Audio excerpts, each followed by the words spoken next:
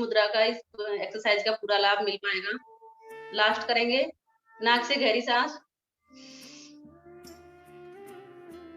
पूरा मुँह खोल के हा के स्वर में साँस छोड़ेंगे।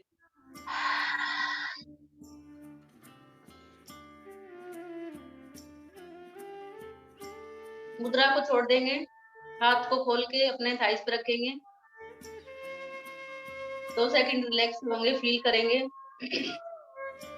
गले में जो कफ पिघला है उसको अंदर लेने की कोशिश करेंगे।